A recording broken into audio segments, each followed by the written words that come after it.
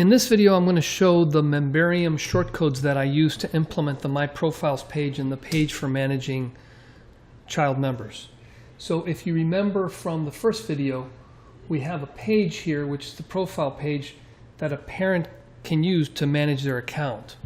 Because this account is a parent, they see these three sets of buttons. We don't want the child accounts to see this. So let's see how we do this. I'm going to pull this back.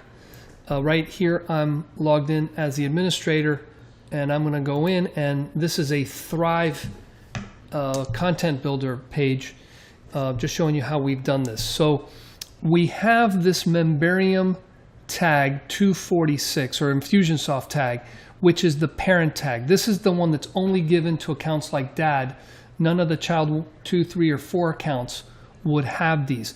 So if you are a parent, you get to see this information, you get to see the 3 buttons, and then here's the else. This is something that's seen by the child, and then we're done. And everybody sees these items at the bottom of the page.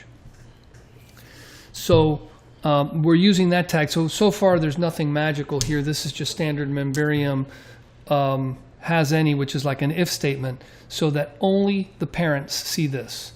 So now let's go over to the next page. This page here is one that looks like this for the parents. So we have the number, we have the listing of the child accounts, and then we have the ability to assign new members, new child members.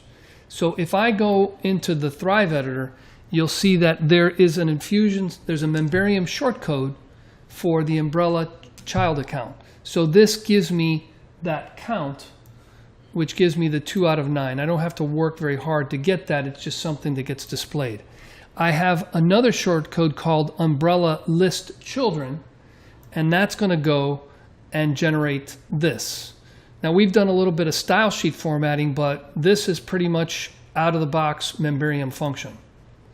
And then we have this umbrella enrolled a child, and this here, except for formatting, is completely unchanged.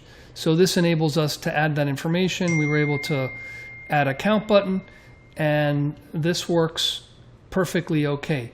So you'll see that once you have the Memberium umbrella account configuration set up in the Infusionsoft side, then creating these additional pages is very straightforward.